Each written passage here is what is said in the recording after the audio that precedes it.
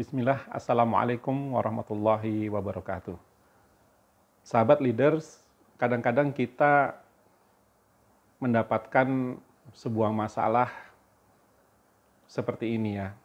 Kita merasa sudah sukses di kantor atau di perusahaan atau di dalam bisnis, tapi entah kenapa gitu ya, kesuksesan kita ini di kantor atau di perusahaan atau di bisnis ini ternyata tidak memberikan kepuasan mendalam terhadap kehidupan kita. Mengapa? Karena ternyata kita tidak sukses ya di dalam peran-peran kehidupan kita yang lain. Contohnya, saya banyak bertemu dengan para eksekutif yang mengeluhkan gitu ya. Mereka merasa berhasil di kantor tapi gagal di rumah. Mereka gagal menjadi ayah dan ibu yang baik bagi anak-anaknya. Mereka gagal untuk memimpin ya, dan membawa keluarganya menuju kehidupan keluarga yang sakinah dan bahagia. Jadi mereka sukses di kantor, di perusahaan, tapi berantakan di rumah.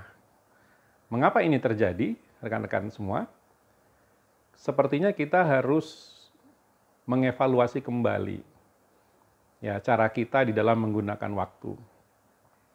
Banyak di antara kita betul-betul ya mengerahkan seluruh kapasitas kita dalam bekerja sampai-sampai tidak ada waktu untuk keluarga. Ya, kita bekerja setiap hari, kadang-kadang lembur gitu ya. Pulang sampai malam ya, sehingga waktu yang tersisa kadang-kadang hanya di weekend untuk keluarga.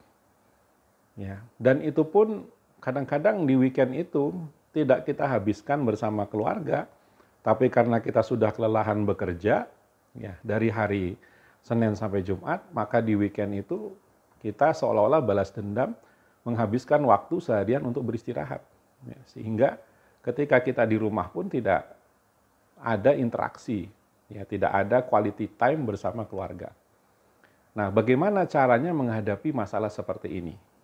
Ya tentu kita kan bekerja keras ini, tujuannya tidak lain adalah untuk supaya keluarga kita ya meraih kesejahteraan dan juga kebahagiaan gitu ya. Kita tidak mau setelah kita bekerja keras ya sekian lama, sekian tahun, tiba-tiba gitu ya, setelah kita bekerja keras, kita mendapati hubungan kita dengan pasangan rusak, ya gersang, kering, berantakan, ya bahkan tiba-tiba ya kita tentu tidak mengharapkan ya tiba-tiba misalkan pasangan kita mengharapkan perpisahan dengan kita ya karena tidak ada waktu yang berharga yang selama ini kita habiskan bersama mereka.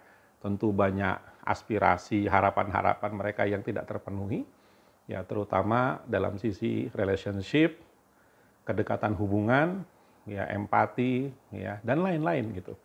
Ya, perhatian, caring dan lain-lain. Jadi kita mengalami problematika gitu ya. Sedangkan di kantor kita menjadi orang yang sebetulnya superpower gitu ya. Kita menjadi orang yang begitu hebat di kantor, sukses lah. Mungkin menjadi manajer, jadi direktur, ya bahkan menjadi owner komisaris gitu ya. Tapi di rumahnya ya kita tidak berhasil. Nah, bagaimana mengatasi masalah seperti ini? Ya rekan-rekan sekalian, ya ada satu hal penting ya, bahwa di dalam kehidupan kita ini, ya sebelum kita melakukan sesuatu, kita harus memikirkan dulu gitu ya, apa saja peran-peran di dalam kehidupan kita. Ya misalkan sebagai ayah, sebagai ibu gitu ya, sebagai seorang anak, ya kepada orang tua ada gitu ya. Anak ya kita sebagai anak tapi kita tidak memperhatikan orang tua sama sekali ya bagaimana kita bisa dikatakan sebagai orang yang menganggap bahwa keluarga itu penting ketika ya sebagai anak pun gitu ya kita hanya bertemu dengan orang tua kita katakanlah ya setahun sekali gitu ya bahkan tidak pernah mengetahui keadaan mereka gitu ya setiap minggunya ya bahkan untuk menelpon pun tidak ada waktu untuk mengetahui kabar mereka. Ya, kemudian katakanlah kita punya peran lain sebagai ya eksekutif misalkan, bekerja di sebuah kantor atau di sebuah perusahaan atau kita sebagai pemilik business owner misalkan seperti itu. Nah, kita petakan peran-peran kita ya. Ada seorang yang bertanya sama saya, kira-kira berapa peran ya yang bisa kita pilih dalam kehidupan ini? Ya, menurut saya 5 sampai 7 peran itu sudah luar biasa sebetulnya. Sudah berat gitu ya. Kalau kita lebih dari itu, punya 8 sampai 15 peran misalkan, ini tentu akan luar biasa ya. Jangan-jangan nanti di setiap peran itu kita hanya memberikan porsi waktu yang sedikit, akhirnya ya tidak berhasil ya di dalam menjalankan peran-peran itu. Makanya setiap kita akan diberikan suatu amanah, ya diberikan suatu kepercayaan untuk memegang suatu posisi atau peran gitu ya di organisasi ataupun di komunitas atau apapun itu, pikirkan dulu gitu, kita masih ada waktu nggak untuk menerima peran tersebut. Jangan sampai nerima gitu ya, tapi akhirnya nggak kita kerjakan, akhirnya nggak kita laksanakan, akhirnya peran itu terbengkalai dan kita pun akhirnya tidak mampu menjalankan amanah. Padahal amanah itu kan harus dipertanggungjawabkan di hadapan Allah Subhanahu wa taala. Ya, jadi pilihlah 5 sampai 7 peran yang betul-betul sudah kita anggap ini udah difilter ya. Inilah peran kita yang paling strategis dalam kehidupan kita. Ya, sesuai dengan kemampuan kita, bakat kita, sesuai dengan kompetensi yang kita miliki gitu ya, dan juga tentu komitmen-komitmen yang kita buat dalam kehidupan kita. Nah, kemudian di setiap peran itu buatlah purpose, buatlah tujuan-tujuan gitu. Ya, jadi sebagai ayah, apa tujuan spesial kita dalam hidup ini? Ya, misalkan sebagai ayah, saya ingin menjadi seorang ayah yang inspiratif dan bisa membina anak saya menjadi anak-anak yang memiliki karakter leadership yang kuat, ya karakter yang matang, juga akhlak yang mulia, misalkan seperti itu. Ya, sebagai ibu tujuan saya adalah menjadi madrasah pertama bagi anak-anak saya. Ya, saya akan mendidik anak saya ya dalam pola-pola terbaik pengasuhan. Ya, apa nih tujuan-tujuan sebagai seorang eksekutif, saya ingin menjadi seorang leader yang memiliki influence, pengaruh yang efektif di kantor, ya dan memberikan produktivitas terbaik dan berkontribusi bagi perusahaan. Sebagai pebisnis, saya ingin memberikan nilai tambah ya bagi banyak orang agar mereka bisa mandiri, bisa bekerja bersama saya bisa memberdayakan masyarakat pada umumnya. Jadi di setiap peran itu buat tujuan-tujuan. Sehingga nanti setiap kita menjalani waktu-waktu dalam kehidupan kita ini, ketika kita melihat tujuan-tujuan dalam setiap peran itu, maka ada komitmen gitu ya untuk melakukan yang terbaik di setiap peran-peran itu, ya. Nah, setelah kita menetapkan tujuan di setiap peran-peran itu, barulah kita merancang prioritas kita setiap pekannya, setiap bulannya itu seperti apa, agar peran-peran itu bisa terlaksana dengan baik. Contoh, kalau seorang eksekutif ingin menjadi seorang ayah yang baik, tentu dia harus gitu ya merapikan bagaimana cara kerja dia di kantor, bagaimana dia ketika masuk ke rumah dia sudah mulai gitu ya tidak lagi memegang pekerjaannya di rumah misalkan. Ya kecuali ketika anak-anak sudah tidur, ya dia menyimpan dulu HP-nya, menyimpan dulu laptopnya dan di rumah dia gunakan untuk berinteraksi dengan anak-anaknya. Ya misalkan secara mingguan dengan pasangannya, dengan istrinya atau suaminya dia agendakan gitu ya untuk misalkan makan malam spesial di luar rumah gitu ya, berdua berkomunikasi secara mendalam dari hati ke hati.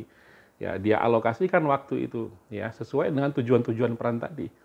Ya kepada anak-anak dia membuat program-program khusus misalkan setiap pekan mendampingi anaknya untuk belajar memanahkah atau kegiatan-kegiatan lainnya yang bermanfaat bagi anak-anaknya, dia antar jemput anaknya maka atau olahraga bersama anaknya, bersama istrinya di hari Sabtu atau di hari Ahad gitu ya. Dia alokasikan waktu bersama keluarga atau rekreasi setiap sebulan sekali, maka peran-peran tadi itu akan terisi gitu ya dengan manajemen waktu yang kita buat gitu. Ya, kita merancang ya sehingga dengan mempertegas peran kita, membuat purpose tujuan di setiap peran itu, lalu mengalokasikan waktu ya di mana kita memprioritaskan setiap peran itu ada kegiatan apa nih di minggu ini, kita sentuh semuanya gitu ya. Dan setiap ada peluang gitu ya untuk memberikan sentuhan kepada orang-orang di sekeliling kita, lakukan itu. Gitu ya. Jadi kita jangan sampai terjebak gitu ya di dalam pola di mana dalam hidup ini kita hanya ngurusin kerjaan saja. Ya, hanya ngurusin urusan-urusan kantor saja gitu, urusan rumah kita nggak peduli, jangan seperti itu. Ya, maka kalau kita menggunakan pendekatan seperti ini, kecil kemungkinannya kita akan gagal di beberapa peran itu. Ya, insya Allah semua peran-peran itu akan tersentuh dengan baik dan kita bisa lebih meraih keberhasilan di semua peran itu. Ya, punya peluang untuk berhasil di semua peran itu. Jadi nanti nggak ada keluhan di akhir, kenapa kok saya sukses di kantor, tapi di rumah kok saya gagal gitu ya. Nah, tinggal berikutnya adalah PR kita adalah tentu adalah time management gitu ya.